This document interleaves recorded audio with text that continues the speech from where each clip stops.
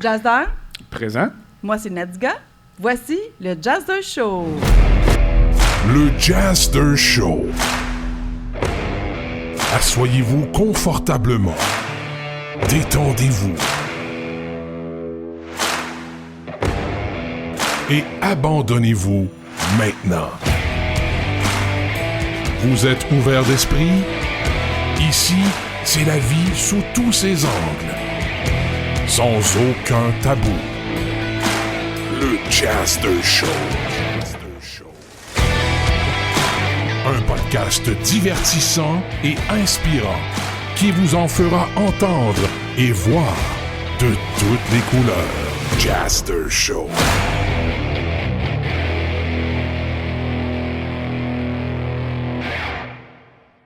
Bienvenue à tout le monde d'être ici présent au McGibby's à Vaudreuil. Donc, on est dans une super belle place, franchement très accueillante.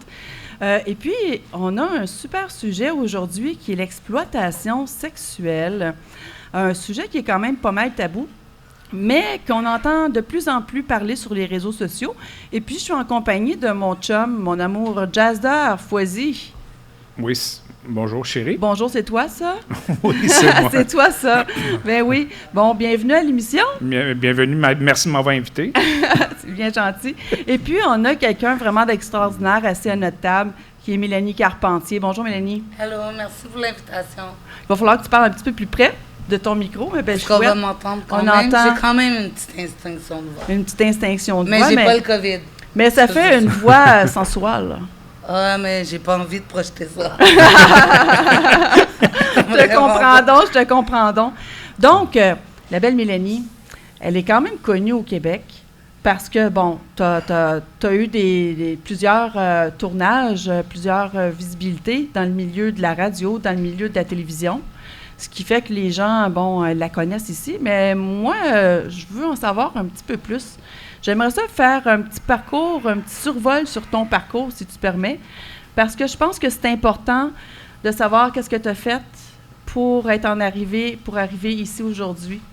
Exemple, tu es auteur. Oui. Auteur. Ça fait combien d'années que tu te considères comme étant écrivaine? Ben, je me considère pas comme écrivaine parce qu'écrivaine, c'est de la littérature. Donc, je suis auteur, je raconte des histoires ou encore je fais des recherches pour comprendre davantage le système. Donc, mon premier livre est sorti en 2013. En 2013, tu as sorti ton premier livre, qui est en fait J'ai été esclave sexuelle. Ça, Ouais. c'était le titre de ton premier livre. Exactement. Puis de sortir des gangs de rue. Donc, Ouais. tu as vécu ça, les gangs de rue. Ensuite, tu as sorti en 2017 Survivante, l'exploitation sexuelle, de sortir de l'enfer des gangs aussi. Fait que ça, c'est des livres qui sont populaires, en fait, là. C'est des best-sellers. C'est des best-sellers. Donc, pour avoir un best-seller, c'est combien de ventes? Au Québec, le marché est petit. Le marché francophone n'est pas gros au Canada. Donc, quand tu as 3000 de ventes, tu es rendu un best-seller. Le premier, c'était 6000, puis le deuxième, je suis rendu à 15 000, je pense. Wow, félicitations. Merci beaucoup. Puis je pense qu'on s'entend-tu pour dire que des sujets qui sont tabous comme ceux-là, ça prend du guts pour être capable de venir en parler publiquement, de s'afficher comme ça, je pense. Je pense que mon désir de leur montrer qu'ils n'avaient pas gagné était plus fort que les préjugés auxquels je pouvais être contrainte par la suite. Mm-hmm. Donc, mais si je regarde toutes les années où j'ai pataugé, où je pouvais pas me trouver un emploi parce que les gens me jugeaient, puis même encore, j'ai comme les diplômes sur le mur, ça fait à peu près ça chez nous, diplômes universitaires, comme ici. Comme ici, c'est des cadres, moi, c'est Bien, des c'est ça, on va en parler aussi de ça parce que je trouve que c'est quand même un parcours assez wow. Là, si je me trompe pas, tu es en train de faire un baccalauréat en criminologie. Mais je termine. Tu termines. Ouais, tu es en période d'examen, là, ou Non, tu es sur la fin, là? Là, c'est fini, là. C'est fini? Mais il me reste comme un stage, 2 cours, là, c'est tout. Ah, wow! Donc, j'imagine que c'est ton expérience, justement, à travers les gangs de rue, au travers ça, qui t'a amené à t'intéresser à la criminologie?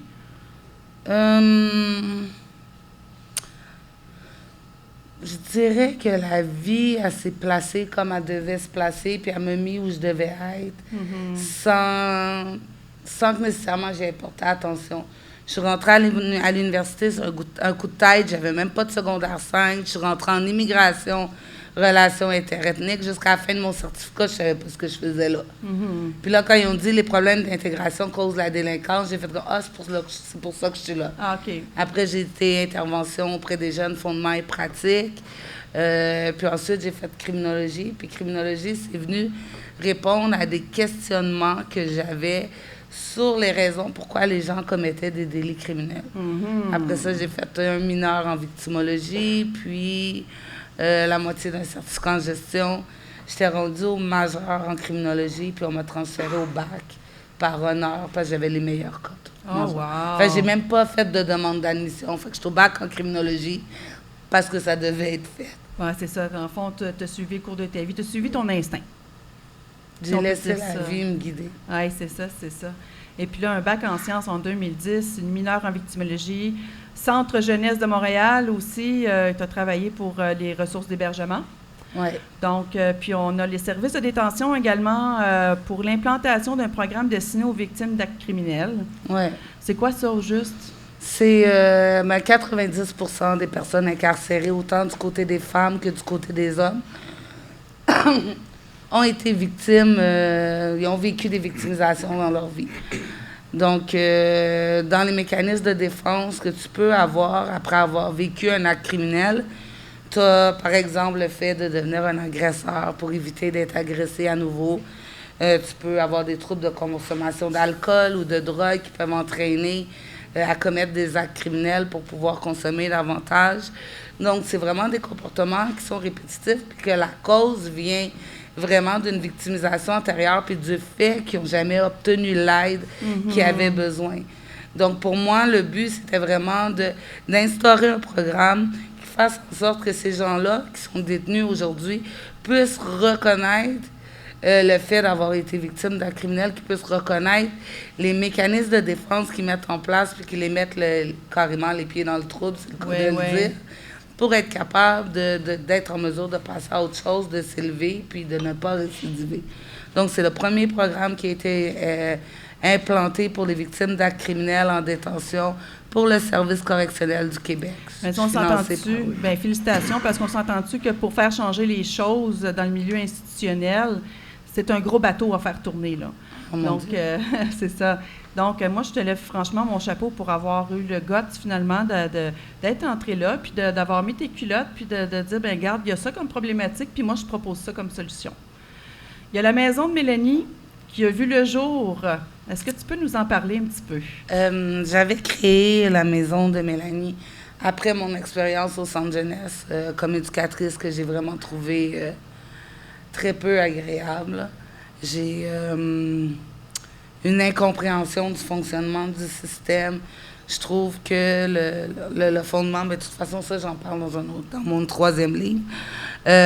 Donc, la Maison de Mélanie, c'est un organisme que j'ai fondé en 2012.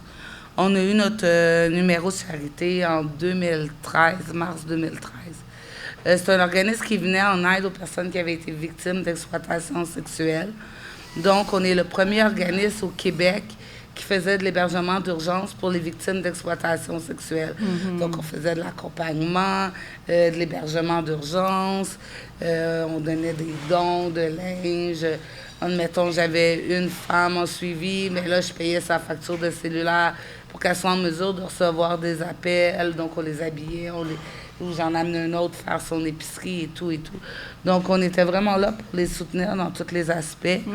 Je crois que le Québec est très, très, très en retard sur l'intervention auprès des victimes d'exploitation sexuelle si on fait une comparative avec ce qui est fait en Ontario. Donc, le fait que j'ai été victime, il y avait beaucoup, beaucoup de jugements qui venaient avec. Donc, si Mélanie a fait ça, c'est parce qu'elle n'est pas passée à d'autres choses. Là. Elle va pas bien. Tu sais, elle peut pas passer à une autre affaire. Ah, là, si Mélanie, elle pleure, ça veut dire qu'elle n'est pas guérie. Non, ça veut pas dire qu'elle n'est pas guérie. Ça veut dire que Mélanie a 3 jobs, qu'elle fait la maison de Mélanie 60 heures par semaine, que j'étais à l'université, que je suis maman monoparentale, puis que je manque pas un événement de sport de mon fils. Donc, les gens, il y avait comme une incompréhension face à ça. Puis, où est-ce que j'ai trouvé que c'est devenu vraiment problématique? C'est que avant de donner ma démission à la maison de Mélanie, le 10 décembre 2018, j'ai reçu un appel d'une jeune en provenance de la protection de la jeunesse. Elle avait 14 ans. Elle était en état de crise parce que, elle était dans la prostitution depuis l'âge de 11 ans. Pour elle, ce n'était plus une problématique. Elle disait se sentir confortable là-dedans. Mais là, elle est en état de panique parce que l'éducateur de la liste de rappel qui était rentré le soir avant est son client régulier. Oh non. Fait que moi, en haut de l'échelle, on me bloque parce que je m'appelle Mélanie Carpentier puis j'ai été dans la prostitution. Puis là, j'ai une jeune de 14 ans qui est en état de crise, qui ne se sent en danger où ce qu'elle est hébergée. Je peux pas créer un plan d'action ou un plan d'intervention d'urgence. Je peux pas faire ça. Parce que pour faire ça, il faut que je sache d'abord les recommandations de la protection de la jeunesse pour protéger cette fille-là. Je ne peux pas mettre en place quelque chose qui va à l'encontre des recommandations de la protection de la jeunesse. Donc, j'essaie de rejoindre l'éducatrice, j'appelle, on ne m'a jamais rappelé. Donc, je laissais comme message que j'avais des motifs de croire que la sécurité de la jeune était compromise. Puis même en disant ça, on ne m'a pas retourné l'appel. Je me suis dit, si je suis continuellement confrontée à des gens qui ont des manques de jugement face à mon passé, puis que dans ces cas-là, ils mettent des victimes à risque, ils mettent leur vie en danger, je ne peux plus faire ça. Okay, Donc, le 2 janvier, j'ai donné ma démission. Puis après, j'ai fait comme là, je prends l'hiver off. Puis le printemps prochain, il y a quelque chose qui va se proposer à moi. Puis je vais sauter là-dedans parce que c'est là qu'il faut le choix. Mm-hmm. Puis j'ai été engagée comme technicienne en éducation spécialisée. Puis j'ai reçu une bourse pour rédiger mon 3e livre. Wow! Puis là, ton 3e livre, on va en parler tantôt parce que je pense que ça en vaut la peine d'en glisser un petit mot. Récipiendaire de la médaille d'honneur du Sénat canadien pour le 150e anniversaire du Canada. On est en 2017, là. Je suis gênée. Tu dois être fière, hein? Je suis gênée. Mais pourquoi? Pourquoi t'es gênée? Wow! Parce que je suis pas quelqu'un qui aime ça m'étaler, mais oui. Ben, écoute, à un moment donné, garde, prends-les. T'en as fait déjà beaucoup pour les gens. Je le prends, mais pour moi, si la médaille d'honneur ne m'a pas permis d'ouvrir un centre d'hébergement pour les victimes d'exploitation sexuelle, c'est comme je le prends, mais j'ai comme, tu sais, c'est un honneur, mais c'est en moi. Oui, je comprends qu'est-ce que tu veux dire, mais prends-le. C'est flatteur. Je connais pas beaucoup de monde qui ont eu le privilège, qui ont fait des choses, finalement, pour aller chercher cette mention-là. Je t'avouerais que j'ai fait pas mal de recherches sur toi cette semaine. Mais tout d'abord, j'aimerais ça qu'on parle justement, on parle de l'exploitation sexuelle. C'est quoi ça, l'exploitation sexuelle? L'exploitation sexuelle, c'est comme... Comment je pourrais dire ça? C'est un des sujets les plus délicats à apporter. Parce que si on prend, on va mettre au féminin parce qu'on va généraliser que ça arrive plus aux femmes qu'aux hommes, mais il y a aussi des petits garçons là-dedans, il y a aussi des hommes, puis il y a aussi des enfants. Mais pour les circonstances, on va dire les filles. Donc, si on regarde, on dit que le Québec est égalitaire pour les droits des femmes, puis, oh mon Dieu, c'est comme c'est la pire menterie ever. Avant, là, dans les années 70, on était à la propriété de nos maris. Donc, si on se faisait battre, on se faisait agresser sexuellement, on n'avait aucun droit légal, c'était le curé qui s'en mêlait. Mais c'est raide, ça, être mais la ça, propriété. C'est des années 70, là. Non, mais écoute, être ça la fait pas propriété longtemps. de mon mari, moi, je l'aime bien, là, mais... Non, fais attention à ce que tu dis, ce volet-là. Pour ça, Mélanie est là, m'a martonné. Mais on parle pas que quelqu'un te donne son consentement pour certaines pratiques, là. On parle de non-consentement d'agression sexuelle. Moi, d'après moi, c'est plus moi son esclave. Mais bref, c'est ça. Fait que Il est consentant, bon. Fait que dans les années 70, on n'avait même pas le droit. Donc, avant, on n'avait même pas le droit, d'avoir un compte en banque à notre nom. Ça devait être au nom de notre conjoint. C'est juste des années 80 que là, ils ont mis en place des droits pour les victimes d'actes criminels. On a reconnu les agressions que les femmes vivaient de la part de leur mari. Puis là, on a vu la naissance des centres d'hébergement pour les femmes victimes en violence conjugale. Donc ça existe juste depuis les années 80. La traite humaine à des fins d'exploitation sexuelle, communément appelée l'exploitation sexuelle, c'est reconnu depuis 2003. Fait qu'avant qu'on ait un gros changement, ça va être difficile. Est-ce qu'on est là-dedans la prostitution? Ah, mais là, regarde, je ne vais pas rentrer dans le débat. Moi, je ne suis pas là-dedans, là. Je ne suis pas pro-prostitution, je ne suis pas abolitionniste, la prostitution. Non, mais je veux dire, est-ce que la prostitution fait partie de... Bien, depuis 2014, la prostitution, selon le Code criminel canadien, c'est reconnu comme un acte de violence fait à l'égard des personnes qui sont travailleurs du sexe. Donc, selon le Code criminel, depuis 2014, toutes les personnes dans l'industrie du sexe sont considérées comme victimes d'actes criminels. Oh my God. Donc, toute personne qui achète des services sexuels de toute nature qu'ils soient sont considérées comme étant criminels. Là, maintenant, avec l'application des lois, la police, ben, elle ne porte pas vraiment d'accusation contre les acheteurs de services. Il faudrait qu'ils arrêtent leurs collègues, tu sais. Ah, oui, ça c'est un autre chose. C'est un autre débat. Ça, c'est un autre débat. On en aurait pour une émission complète. Dans le fond, le jugement des autres, ça t'a fait mal. En fait, le jugement des autres et la victimisation font plus mal que tout ce qui m'a été fait. Ça, j'ai lu ça, puis ça m'a fait... Je me rappelle pas à quelle entrevue j'ai dit ça, mais la victimisation secondaire, c'est quelque chose qui ramène toujours quelqu'un à l'état de victime. Donc, c'est comme si tu peux pas te développer. Puis on a vraiment de la misère à reconnaître que quelqu'un est victime d'acte criminel. C'est vraiment ridicule, là. Donc, s'il y a une femme qui est victime d'un acte criminel, on va dire, ben là, comment tu étais habillée? Tu as passé par où? Est-ce que tu avais bu? Fait que, tu sais, comme c'est beaucoup plus facile de mettre la responsabilité de l'acte criminel qui a été commis sur la victime qui l'a vécu que de constater qu'il y a du monde assez méchant pour commettre des choses aussi horribles dans la vie. Fait qu'on banalise les actes de la personne qui commet le délit criminel, puis on le fait reposer sur les épaules de la victime. Mais c'est vrai que j'ai déjà entendu ça. Tu sais, elle courait après. Des petites bébites. Oui, c'est nos amis. Tu sais, dans le fond, on a entendu ça assez souvent. Là, ben là, elle courait après. As-tu vu comment est-ce qu'elle était habillée? Donc, ça, on appelle ça comment, ça? Du jugement facile? Du monde pas de cerveau. Aucune capacité d'analyse. J'osais pas le dire. Ben, moi, ça me dérange pas. Non, j'osais pas le dire. Ça me dérange pas tout. Fait que là, se battre pour dénoncer l'inacceptable. Ouais. Parce que c'est des situations qui sont carrément inacceptables. Puis, c'est passé souvent sous le tapis. Ben, moi, je trouve que entre les situations inacceptables et l'implication de notre système dans le recrutement des personnes victimes d'exploitation sexuelle et dans le maintien d'une seconde victimisation dans le système des personnes victimes d'exploitation sexuelle, je dirais que le système est bien pire que les exploiteurs. Parce que de toute façon, les exploiteurs ils ont été formés par le système. Ceux qui bénéficient des services des filles, qui ne sont pas vraiment des services parce qu'elles sont forcées, font partie du système. Donc là, tu as les victimes qui sont formées par le système pour devenir victimes, puis les pimps qui deviennent pimps parce qu'ils sont formés par le système. Après, tu as comme là, tu as eu une grosse campagne de sensibilisation avec la télésérie Fugueuse. Ben oui, c'est ça, mais est-ce que tu trouves que c'est représentatif? La première saison, oui. La deuxième, c'était vraiment de la joke, là. C'était vraiment cave.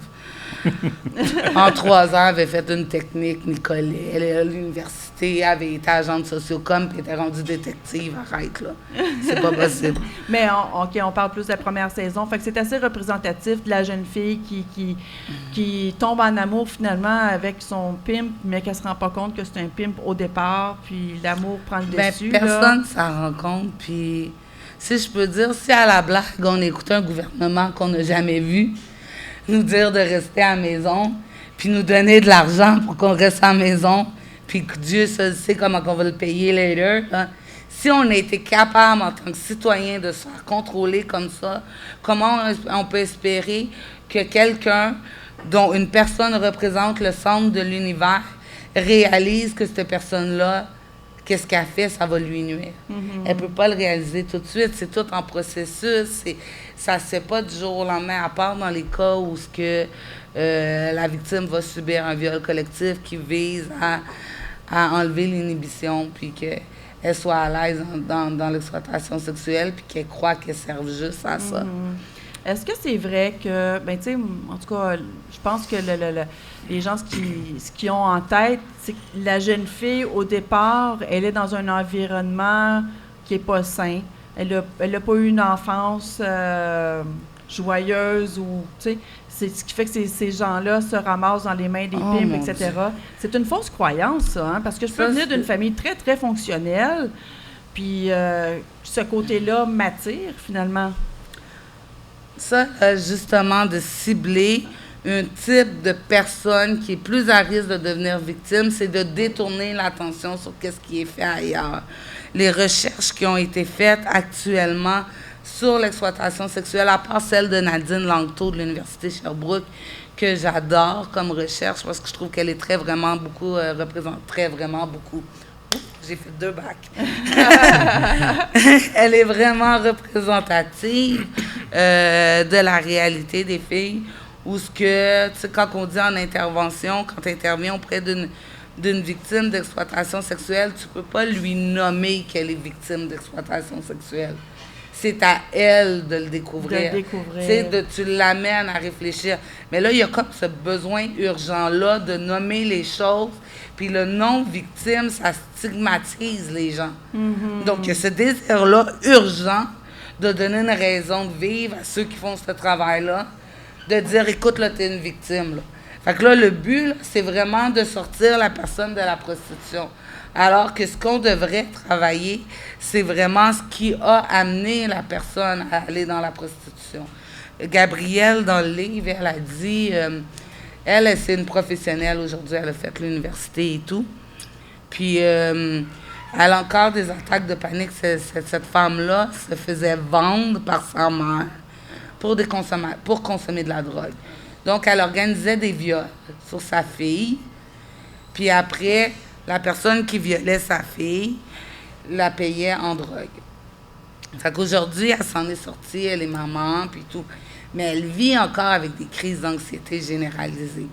Fait que quand les crises d'anxiété généralisées arrivent, elle va rencontrer un psychiatre pour avoir de l'aide.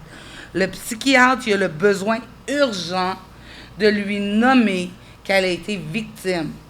Mais elle n'est pas là dans la vie. Elle ne veut pas dire qu'elle est victime.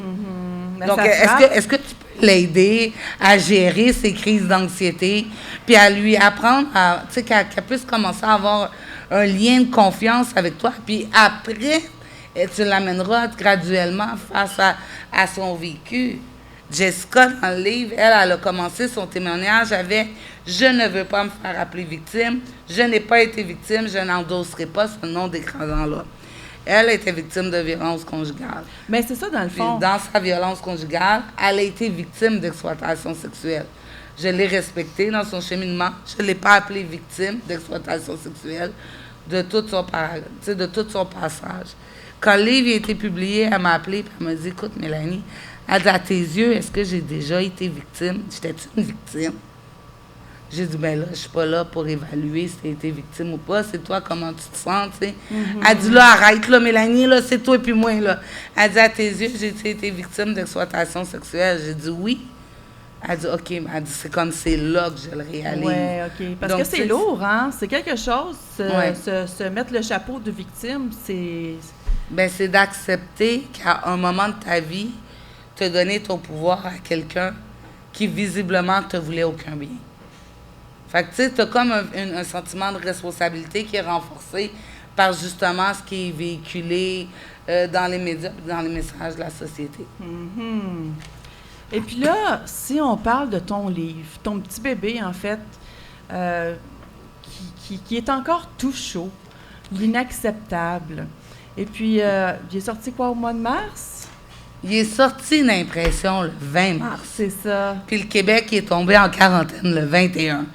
Donc, là, la version numérique, elle n'était pas en ligne encore. Puis les magasins, mais ils ne prenaient pas de commandes à cause de ce qui avait été mis en place pour les conditions d'hygiène. Parle-moi-en donc un peu de ce beau livre-là. Qu'est-ce qu'il y a là-dedans, là? J'ai obtenu j'ai l'anglais puis le français en même temps dans la tête. Tu peux le dire, financement. Donc, c'était pour la maison de Mélanie, que la ministre McCann, elle m'offrait. Puis là, la maison de Mélanie était fermée. Puis là, ils ont envoyé un chèque à l'organisme. La maison de Mélanie n'existait plus. Donc, ils ont essayé de m'appeler. Puis le téléphone ne fonctionnait pas non plus. Fait que j'ai reçu un message sur Facebook, dans Messenger, de l'attaché responsable des budgets discrétionnaires de la ministre qui dit « Écoute, Mélanie, on t'a envoyé un chèque, mais il a été retourné. Tu sais, qu'est-ce qui se passe? » J'ai dit « Ben la maison de Mélanie, elle n'existe plus. » J'ai expliqué pourquoi. Fait que là, elle a dit « OK, mais elle dit là, si tu prends pas l'argent, on perd l'argent. Donc, par un projet, là, on te fait confiance. » Wow, OK. C'est assez spécial. Fait que j'ai fait comme « OK, mais je vais écrire un livre. » Elle dit « Mais tu peux pas prendre cet argent-là pour écrire un livre. » J'ai dit « J'en ai pas besoin de ton argent. » J'ai dit « Moi, je vais faire les droits d'auteur. Je vais utiliser la subvention pour dédommager les personnes qui vont me prêter leur histoire. Wow. Tu sais, de façon raisonnable. Pas un petit 50$, là, j'en viens témoigner, on va te donner ton argent de déplacement, ou tu sais, vraiment d'un montant qui était quand même substantiel, oui. Donc, j'ai dit à l'attaché de la ministre que mon but, c'était d'aller donner la parole à celles qui ont passé par là, mais celles qui ont fait l'université, qui ont étudié en relations d'aide, qui travaillent dans des domaines de relations d'aide, puis même avec leur connaissance des services, elles n'ont jamais eu accès aux services qu'elles ont besoin. C'est-à-dire que, exemple, moi, je suis une victime, j'ai besoin d'aide, c'est là, les ressources qui sont disponibles pour moi sont difficiles d'accès. OK, je vais juste faire une petite parenthèse. Oui. Okay? Tu es victime d'exploitation sexuelle, OK? Là, tu veux t'en sortir, tu t'es sauvé de ton PIM, puis là, regarde, tu n'as plus rien. C'est ça. OK? Fait que là, tu appelles un premier service. Puis là, la personne, parce que, oh mon Dieu, ils veulent tout savoir, hein? Il faut tout, tu racontes dans les tout petits détails de l'enfer de ce que tu as vécu, parce qu'eux autres, là, ils aiment ça, là, ils en veulent plus, là. Ils aiment ça, ils se nourrissent de ça. Donc là, tu appelles, puis là, tu racontes ton histoire, puis tu la racontes de A à Z parce que tu veux des services. Là, tu fais ça 2, 3, 4 fois dans la même journée avant de trouver quelqu'un qui est réceptif. Puis là, le dernier appel, ils vont te dire « Oui, je comprends ton histoire. Tu mérites d'avoir des services, c'est sûr que tu as été une victime. Mais les services qu'on donne ici, là, ils sont pas adaptés. Fait que je te conseillerais d'appeler à telle place. » Fait que là, la personne, elle répète encore son histoire. En répétant toujours son histoire, en n'ayant pas l'aide qu'elle a besoin, elle se revictimise continuellement. Elle ne fait que nager là-dedans. Donc, ce que moi j'ai conclu, c'est qu'il faudrait vraiment qu'il y ait un dossier qui soit fait à la base, puis que la victime puisse se promener avec ce dossier-là, puis que le dossier soit étudié avant qu'elle rencontre le professionnel pour ne pas être continuellement amenée à raconter encore son histoire. Oui, c'est ça. Puis au moins, si tu comptes ton histoire puis ça l'aboutit, c'est correct. Mais là, ça n'a pas l'air à aboutir. Je te dis, si admettons l'IVAC va payer des services ergothérapie, physiothérapie, psychothérapie, whatsoever. Puis, si admettons, tu sais, la personne, bon, elle arrive à la fin, l'IVAC est sur le bord d'évaluer les dommages permanents, puis là, ils vont l'envoyer voir un autre professionnel qui va l'aider à s'intégrer au marché du travail. Puis là, la professionnelle est comme, « Mais là, tu peux-tu me raconter ce qui s'est passé? » Comme j'ai besoin de comprendre. Non, regarde, j'ai pas besoin de te raconter ce qui s'est passé. J'ai besoin de te dire qu'est-ce qui marche pas là, puis que tu m'aides à régler ça là. Ce qui s'est passé avant, c'est en arrière, mais c'est toujours ça. Dès que les gens ils voient qu'il y a de la peine, qu'il y a de la souffrance, qu'il y a eu des choses horribles, là, ça gratte. Mais ça, c'est un service offert par le gouvernement? L'IVAC. Oui? Moi, je prends pour acquis, tout le monde sait c'est quoi. Sorry. L'IVAC, c'est la version CSST, qui s'appelle plus CSST, qui s'appelle... CNESST? C'est ça. Mais pour les victimes d'actes criminels. Mais, c'est très compliqué à l'avoir, comme vraiment. Puis ça, c'est dans les recommandations, parce que les femmes qui ont témoigné dans le livre, j'ai mis 2 cas avec lesquels j'ai travaillé à la maison de Mélanie, plus la maman. J'ai mis un regroupement de 34 survivantes de l'Est à l'Ouest du Canada. J'ai interviewé un PIM de Los Angeles puis un de Montréal pour comprendre ce qui les a amenés à devenir comme ça, soit avoir été victime ou être un PIM. Puis en conclusion, ben ils viennent tous des centres de jeunesse. Peut-être qu'il y aurait quelque chose à checker au centre de jeunesse, là, parce que ça marche pas fort. Fait que toi, tu as interrogé 2 pimps. Ouais. Ça t'a pas tenté de les battre ou parce non. que tu sais ce qu'ils font vivre à d'autres que toi, tu as passé par là, finalement. Mais je suis en criminologie. Je veux dire, je suis amenée à travailler avec des détenus. J'ai travaillé dans des maisons de transition. Je suis pas là pour juger ce qu'ils ont fait avant, Fait que toi, mais d'évaluer. C'est ça, c'est d'analyser la situation pour essayer de comprendre. Donc là, t'es rendu à cette étape-là. Ben, en fait, c'était pas... Moi, je le comprends.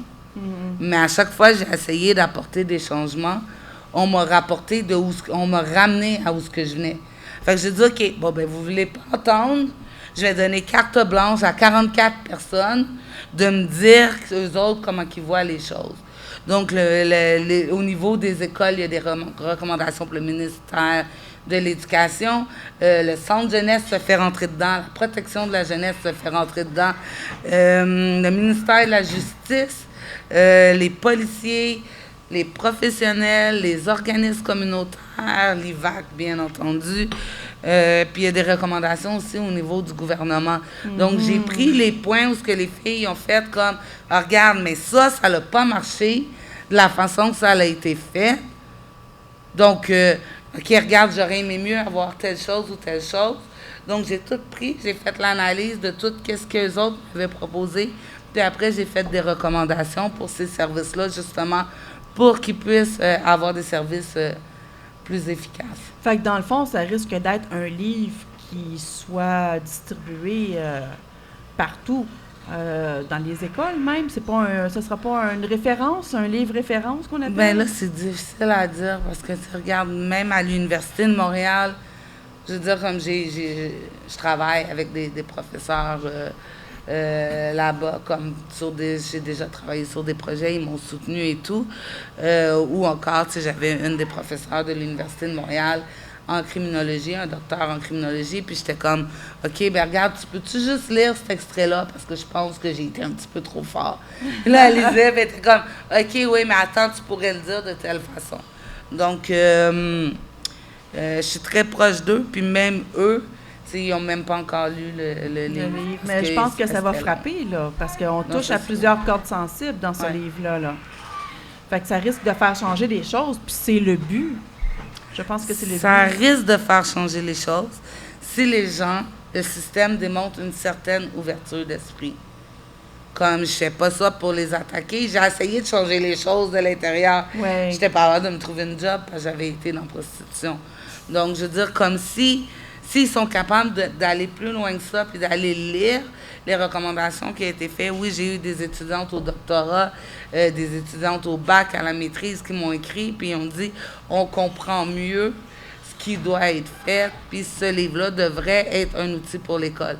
Donc là, maintenant, j'attends des nouvelles de Mme Langto, à qui j'ai envoyé un livre, et de l'École de criminologie. Donc, Mme Langto, on attend ainsi vos nouvelles, avec impatience. Elle est tellement une bonne chercheure. Ah, voilà. En plus de ça, on la flatte sur le sens du poil, comme on dit. Ah non, mais je suis vraiment dire qu'il échappe de l'eau. Ben, il fait chaud. C'est ça. Donc, tu sais, pour ce que j'avais cru comprendre, c'est que toi, tu étais à l'aise de t'en aller vivre dans le milieu de l'exploitation sexuelle, mais tu ne nommais pas ça comme ça au début, là. Toi, tu es allé travailler dans ce milieu-là par choix, j'imagine. Oh, mon Dieu. C'était-tu par choix ou il n'y a pas personne qui t'a obligé à le faire? Ben là, il n'y a pas personne qui m'a obligé. Je n'avais pas été abusée. sexuellement quand j'étais enfant, si j'avais pas été mis en centre jeunesse, si j'avais pas vécu de l'abandon parental, si j'avais pas si je m'étais pas fait violer, si on n'avait pas banalisé ça, si j'avais pas trouvé mon réconfort auprès des gangs de rue, si mes amis n'avaient pas tous été dans le milieu, si les autres gars n'étaient pas tous des PM, si. Ouais. Donc, j'y ai été. J'étais-tu victime ou pas au début? Ben regarde, ça dépend toujours de la façon qu'on le voit. C'est sûr que c'est les événements antérieurs de ma vie qui m'ont amené à aller chercher une certaine valorisation au niveau de l'industrie du sexe. Intéressant. As-tu des questions, mon jazzer? Il est pas mal silencieux. Je suis estomaqué. C'est un sujet, bien sûr, qui me tracasse. Je trouve...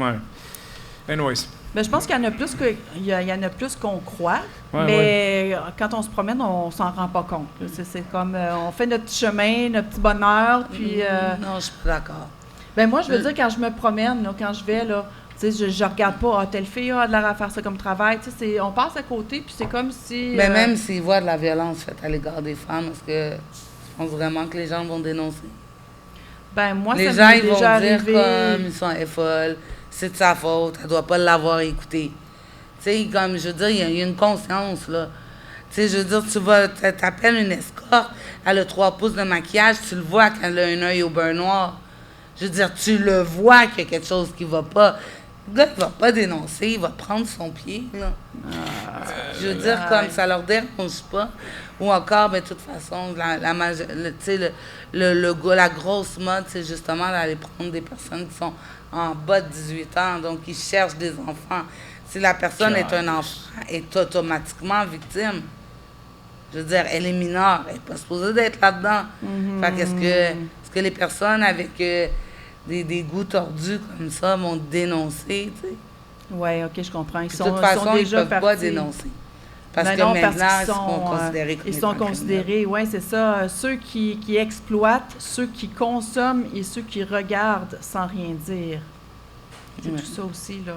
Tu sais, des fois, on va se fermer les yeux. Puis, dans le temps, je pense que ça restait, c'était des secrets de famille. Tu sais, il y a des trucs qui se passaient, il ne fallait pas qu'on en parle, la réputation de la famille. Là, maintenant, avec les réseaux sociaux, il y a beaucoup de dénonciations qui se fait, heureusement. C'est peut-être pas tout de la bonne façon. Peux-tu en parler, faire une parenthèse là-dessus? Oui, absolument. Il vous est arrivé quelque chose, ne le dénoncez pas sur les réseaux sociaux avant d'avoir entamé des démarches judiciaires. Parce que là, tu peux avoir des accusations de diffamation. Genre, te ramasser avec des dossiers pour avoir attaqué ou diffamé, mais ça, c'est civil, la diffamation. Mais te ramasser avec une poursuite puis devoir payer la personne qui t'a agressé pour avoir diffamé sur ton nom. Donc, fais les affaires en ordre. Contacte la police, porte plainte, attends d'avoir fait ton témoignage par vidéo. Ne dénonce pas l'agresseur avant que la personne ait été arrêtée. Parce que des fois, personnellement, j'ai vécu une agression, pas en juin qui vient de passer, l'autre avant, par un professionnel ostéopathe, massothérapeute. Son nom, c'est François Delorimier. C'est lui de Saint-Jérôme, je pense. Candiac. OK, c'est pas lui. Okay. Non, mais en tout cas, si jamais vous avez des rendez-vous en massothérapie, là, il est en pris de condition. Donc, tu sais, je l'ai vécu, puis l'enquêteur, elle a dit, écoute, tu sais, on va garder ça mort. Ils ont trouvé une autre victime. Je pouvais pas parler avant qu'il soit arrêté. Là, il a été arrêté. À la minute où il a été arrêté, ils ont mis son visage à TVA, ils ont mis son visage dans le Journal de Montréal à la recherche de victimes, puis il y avait tellement de victimes que ça a été transféré aux enquêtes des mœurs. Donc maintenant, je peux le dire. Mais avant, même si j'étais dégoûtée ou même si je disais ce qui s'était passé à des amis, il ne fallait pas que je le dise. Puis si vous avez vécu une agression, bien, allez pas le dire à votre ami. Parce que votre ami, c'est pas un professionnel. Bien, peut-être que c'est un professionnel, mais c'est pas, vous faites pas partie de son caseload. Donc, allez appeler à des numéros qui sont professionnels. Allez rencontrer quelqu'un. Parce que votre ami vous aime cette journée-là. Puis la journée qu'il va être fâché contre vous, là, ils vont dire, là, mais tu étais juste une colisse de salope, c'est de ta faute. Dans le fond, j'ai fait semblant de te comprendre. Wow. Ou encore, tu sais, je veux dire, je suis en criminaux. Si j'avais pas les connaissances que j'ai, j'aurais jamais réalisé que les attouchements que j'ai vécus de la part de M. Delormier était inadéquate. Donc, du fait que je suis en criminologie puis que j'ai laissé faire ça, ben là, j'ai eu des jugements par rapport à ça en me faisant dire, ben là, regarde, c'est comme... Tu savais, là? Tu savais. Facile comme ça. C'est facile comme ça. Fait qu'en place d'avoir des commentaires de... Ah oui, puis celle qui m'avait dit ça en plus, là, elle trouvait ça drôle parce qu'elle est travailleuse sociale. Puis là, elle fait comme, elle dit, mon premier réflexe, c'est de te dire comment t'as pu te faire pogner. Puis elle a dit, là, je réalise que, genre, c'est pas de ta faute, tu sais. Mais même, tu sais, du monde qui sont professionnels, quand c'est pas dans le contexte du travail, ils peuvent avoir peut-être des modes de pensée qui sont pas adéquats. Donc, d'aller parler à quelqu'un de professionnel, d'aller chercher de l'aide. Oui, les vagues, c'est complexe d'en avoir, là, mais si jamais vous avez besoin d'aide, écrivez-moi, je suis très, très bonne pour en prendre. Là, j'imagine que bientôt, ça va se simplifier, là, les façons les procédures à suivre là, pour les dites victimes. À cause de ton livre, ça va changer. J'espère. Moi, j'envoie ça dans l'espace, là, mais... Mais ce qui m'a traumatisée, c'est j'étais à la fin du livre, en période de correction. Ça a été retardé parce que comme j'avais pris du retard parce que ça avait pris du temps avec la maison d'édition, le corrige. Puis à la fin, je rouvre le journal, puis... Je rouvre plus de journal. Je vois un article passer sur Internet. Il n'en est plus de journaux. Je vois un article passer sur Internet, puis dans l'article, ça disait que la ministre Danielle McCain, qui était à l'époque ministre Santé et Services sociaux, appuyait le projet de loi fédéral visant à autoriser, rendre accessible l'aide médicale à mourir pour les victimes d'actes criminels. T'es sérieuse? OK. Genre, c'est comme... Là, tu vois ça, puis j'étais tellement fâchée, ça m'a fait de la peine. Là, j'ai appelé mon ex en broyant, tu comprends-tu? Ça fait pas de sens. Puis c'était pas juste l'aide médicale à mourir pour les victimes d'actes criminels. C'était spécifique, l'aide médicale à mourir pour les victimes d'agressions sexuelles. Parce que des agressions sexuelles, c'est tellement grave que les victimes ne réussissent pas à s'en sortir. Puis compte tenu que nos services d'aide aux victimes d'actes criminels, ben, ils sont déficients, on va leur offrir l'aide médicale à mourir vu que les TSPT sont chroniques. Quoi dire là-dessus? Fait que moi, je me sentais là, littéralement comme si j'avais Mme McCain devant moi, puis elle me tapait dans le dos, puis elle me disait, tu sais, je t'ai fait confiance, là, tu sais, j'ai confiance en toi. Je te donne un montant d'argent pour faire ta recherche, mais de l'autre main, elle me dirait, ben tu sais quoi, tu sais, quand tu avais envie de mourir tellement que ta vie allait mal, là, je vais juste te dire, la grande, que je t'aurais aidé. C'est raide, ça. Mais c'est vraiment raide Ouais. d'entendre ça. Tu as besoin d'aide pour, justement, pas te rendre là. Puis tu sais, je veux dire, comme, oui, j'aurais pu demander l'aide médicale à mourir avant, mais si j'avais demandé l'aide médicale à mourir avant, j'aurais pas fait la maison de Mélanie, j'aurais pas travaillé pour le Service correctionnel du Canada et du Québec dans des maisons de transition, j'aurais pas implanté le programme, je serais pas une femme épanouie, heureuse, comme je suis aujourd'hui, j'aurais pas réalisé mes études, j'aurais pas contribué à changer le monde. Fait que tu sais, quand je regarde tout, qu'est-ce qui est système, puis que je regarde, admettons, ça aussi, je le raconte dans le livre, à m'emmener. J'assiste à une présentation dans une université quelconque, puis là, il y a un chercheur qui est là, psychologue, qui installe les programmes en centre jeunesse. Puis là, il dit, donc, si vous avez des projets, parce qu'on parlait des projets envisageables, donc les façons de faire des plans d'action, des plans d'intervention. Donc, si, admettons, vous choisissez de faire un plan d'intervention, bien, vous ne pouvez pas vraiment le faire, là, parce que vous ne faites pas partie d'un ordre, là, mais voilà comment le faire. Mais si, par contre, vous vous intéressez au cas des jeunes figueuses des centres jeunesse de Laval, bien, des centres jeunesse tout court, si vous vous intéressez à ça, bien là, il ne faut pas que vous implantez un plan d'intervention, mais un plan correctionnel. Là, j'étais comme, c'est sûr qu'il niaise. Là, après, il dit un plan correctionnel parce qu'il faut comprendre qu'une petite fille de 14 ans, quand elle n'arrête pas d'aller rejoindre son chum de 30 ans en fugue, là, c'est parce qu'elle ne veut pas changer. J'étais assis dans mon cours, à la présentation. Puis là, j'étais comme, OK. J'arrêtais pas de texter mon amie qui était dans le local à côté en train d'expliquer la situation.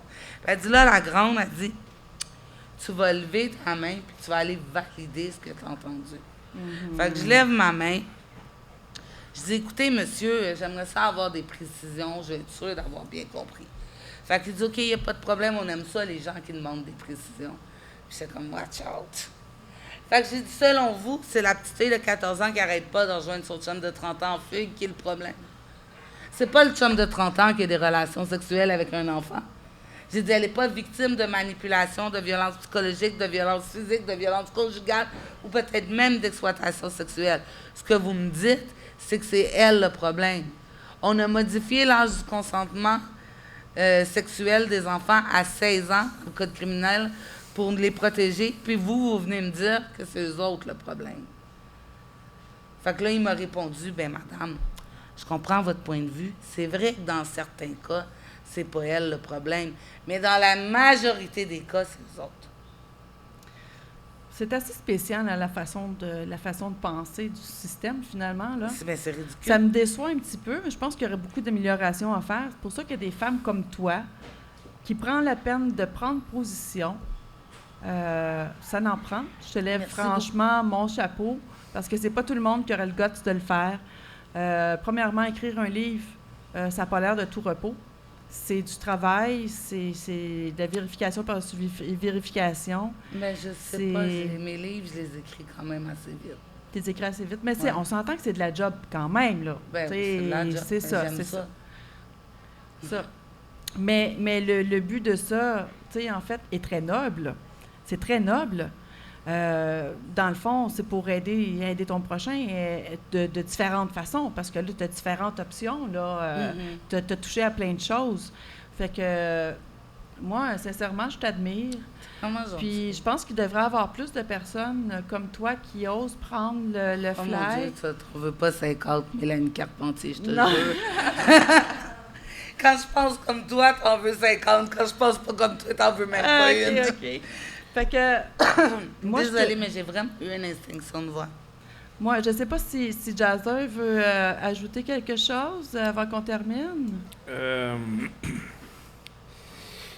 Si tantôt tu parlais des personnes qui étaient agressées, moi j'ai été agressé quand j'avais 8-9 ans par... j'ai été élevé dans un collège privé. D'ailleurs, il y a un recours collectif en ce moment contre eux. C'est-tu les pensionnats? Oui, les congrégations de Sainte-Croix et les institutions chrétiennes. Moi, j'étais arrivé, j'avais 8 ans. Je suis arrivé à mon lit, je m'en vais aux toilettes, j'avais plein de sang à ses cuisses. C'est quand tu étais jeune, tu n'es pas conscient qu'est-ce qui est bien, qu'est-ce qui est mal. Pour moi, jusqu'à l'âge de 15 ans, 16 ans, que je l'ai parlé avec un psychologue, moi, dans ma tête, c'est un rêve. Ça, on appelle ça oui, c'est ça. On a une dissociation? Un blocage comme un blocage émotionnel. Ben, c'est comme si, pendant qu'il y a eu l'agression, moi, je ne me rappelle de rien. Ouais, un blocage. Dissocié de ton corps. Exactement. Ouais. Ça, by the way, c'est comme il y a beaucoup de travailleuses du sexe qui se dissocient de leur corps pour être capables de faire des clients. Non, mais regarde, le fait d'avoir été victime d'actes criminels peut amener à commettre des délits criminels, mais ça ne les justifie pas. Oui, c'est ça, juste que c'est malheureux de voir que quelqu'un, tu sais, comme le Pim dans mon livre, là, je veux dire, comme il a été brassé d'un bord puis de l'autre, il a été victime du nouveau mari de sa mère, après que sa mère, elle l'ait envoyé dans son pays d'origine, il est revenu à Montréal, il savait même pas que sa mère, c'était sa mère, il pensait que c'était sa grand-mère, sa mère.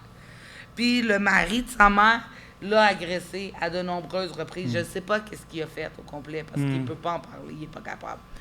Mais un jour, il a décidé qu'il allait arrêter d'être victime, puis il a agressé son beau-père. Fait que là, il est rentré dans le système. Dans les centres de jeunesse, on lui a dit que c'était un délinquant. Ça l'a renforcé son estime et tout. Maintenant, aujourd'hui, il ne pime plus, mais il fait juste des in and out dedans, parce qu'à la base, il n'a pas eu l'aide. Puis comme, tu sais, je veux dire, oui, il y en a qui ont des flashs qui vont être capables de se reprendre et dire, moi, j'ai pas envie d'être méchant, mais c'est facile de tomber dans le piège. Oui, mais ça faut être... Pour être honnête, je suis chanceux parce que j'ai fait ma propre chance. Je ne veux pas embarquer dans cet engrenage-là. Pour moi, de toute façon, le monde me connaisse, le respect de la femme, il n'y a rien de plus important pour moi, là. Où que je voulais en venir avec mon histoire puis ton histoire, c'est facile de se servir de son passé pour être malheureux dans son présent. Très facile. De jouer la victime. Moi, j'étais ci, j'étais ça.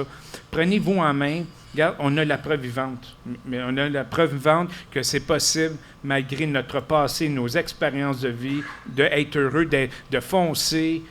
Sincèrement, Mélanie, pour ça que je voulais vraiment que tu sois notre émission, parce qu'on a beaucoup de choses en commun.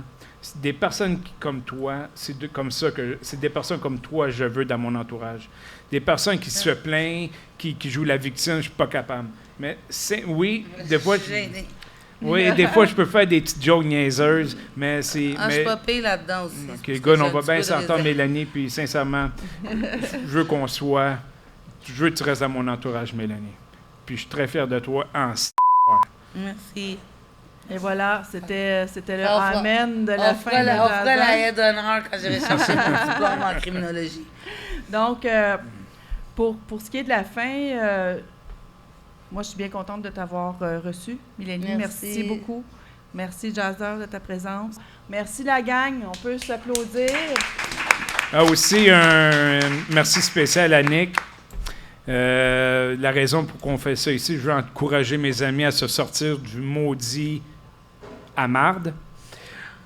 Oui. Il y a quelque chose que je n'ai pas parlé, puis ça me dérange. Oui, vas-y donc. C'est ça, parce qu'après, tu m'avais posé une autre question tantôt. Tu sais, après la grosse vague de dénonciation qu'il y a eu après la télésérie Fugueuse, où le gouvernement nous a montré là, que la situation des victimes d'exploitation sexuelle, elle méritait d'être entendue, puis qu'on devait mettre des actions concrètes pour changer les autres. Notre gouvernement a débloqué 14 millions pour les services de police pour arrêter plus de pimps.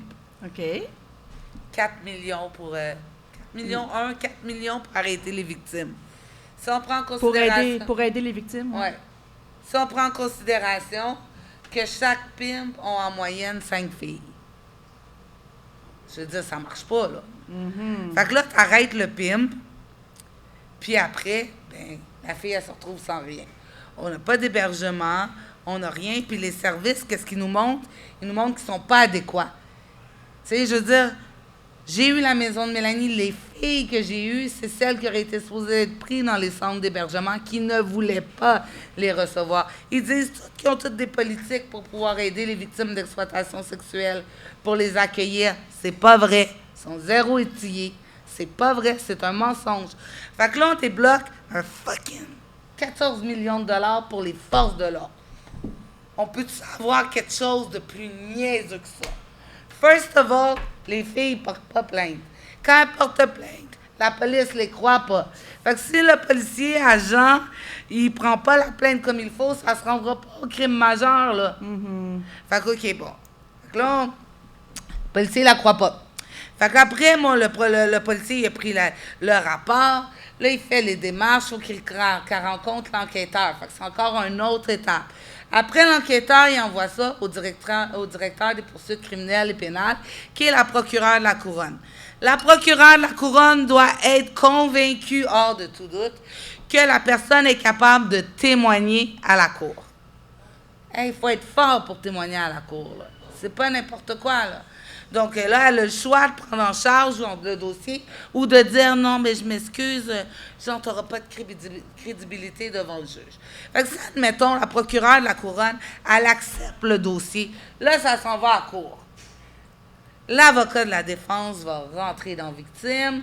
Le juge, à la fin, doit prouver, il doit faire le pour et le contre et démontrer, hors de tout doute raisonnable, qu'il y a eu exploitation sexuelle. C'est beaucoup plus difficile à faire qu'on le pense. Mais ils ont eu 14 millions de dollars pour faire ça.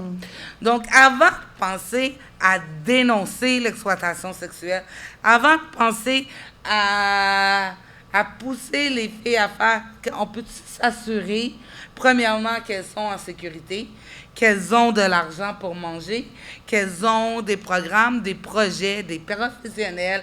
Est-ce qu'on peut s'assurer qu'elle ait un endroit pour dormir, qu'elle se sente en sécurité, qu'elle ait de l'aide psychologique, qu'elle ait des médicaments s'il faut pour calmer les crises d'anxiété, qu'elle soit amenée à se développer? Est-ce qu'on peut focusser sur une recherche de solutions pour permettre à ces femmes-là, à femmes, hommes, transgenres, tous, toute identité confondue, de devenir des citoyens actifs dans la société à la place de favoriser on va arrêter les PIM.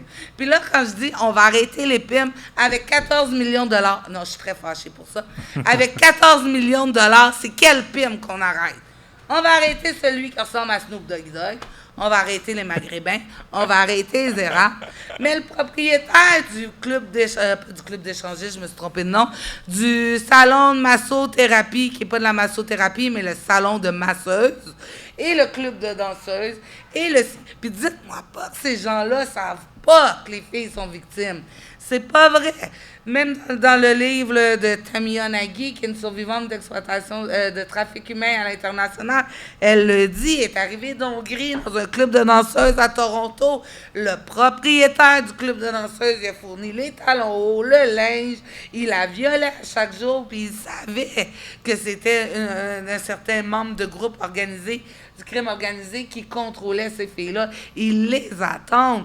Fait que regarde, si on veut vraiment régler la problématique, arrêtez de faire comme quand vous faites la guerre à la drogue, puis que vous arrêtez le pusher au parc, au métro Berry-UQAM, en disant que vous êtes actif contre le trafic de stupéfiants, puis allez à la tête. Puis là, quand vous allez à la tête, vous allez voir qu'il y a des noms pas mal plus importants que ça. Mm-hmm. Donc, je veux dire, c'est la même chose au niveau de l'exploitation sexuelle. Arrêtez de faire comme si vous faites quelque chose, parce que pour de vrai, vous faites rien. Mm. Donc, si vous voulez vraiment faire quelque chose, bien, allez arrêter en haut. Si vous coupez la racine en haut, bien, il n'y a plus d'endroit pour aller. Comment ça, on vend des enfants sur des sites Internet? Mm. Tu sais, je veux dire, comme... Ça marche pas. Là. Comment ça qu'on en est rendu là? Ouais, c'est ça. Les ressources sont pas bonnes. On peut-tu se concentrer sur la personne qui a été victime et permettre justement de se reprendre en main puis qu'elle se ramasse pas, elle aussi, dans un parcours de vie qui peut l'amener à la criminalité? Tu sais, je veux dire comme... Oui. Fait que tu sais, si l'émission d'aujourd'hui peut avoir allumé une coupe de cloches. Ben, certaines personnes... l'envoyer aux enquêteurs des crimes majeurs? Bon, on va essayer de l'envoyer partout. Je pense que déjà ton livre va faire sursauter plusieurs personnes. Je pense aussi. Je pense. J'ai hâte de voir les résultats. En tout cas, moi, je vais continuer de te suivre, Mélanie. Merci. Puis, comme je disais tantôt, je te remercie d'avoir accepté. Désolée pour cette montée d'émotions-là, mais comme... Bien, ça n'en prend, c'est ça. On est des gens d'émotion. Puis c'est ces mêmes personnes-là qui me tapent sur la tête et qui disent « Mélanie, peut-être parce que tu n'as pas changé que tu ne penses pas à d'autres choses. » Ah, non, c'est ça. Ben, écoutez, on ne s'attendra pas sur ces gens-là. Je leur fais un petit clin d'œil. Un petit clin d'œil. Alors, je vous remercie. Ça fait tout plaisir. le monde d'être là, d'avoir été présent. Donc, ceux qui ont écouté la formule balado, c'est-à-dire la formule audio, on a la formule vidéo aussi qui sera disponible sous peu. Alors, suivez-nous sur Facebook avec le Jazzer Show, sur SoundCloud, sur plusieurs plateformes aussi. YouTube. Sur YouTube maintenant aussi, on est en train de développer ça. Donc, on remercie aussi les gens qui nous suivent. Parlez de nous. Même en Europe aussi, là, on commence à toucher un peu de marché là-bas. Donc, sur ce, c'était le Jazzer Show.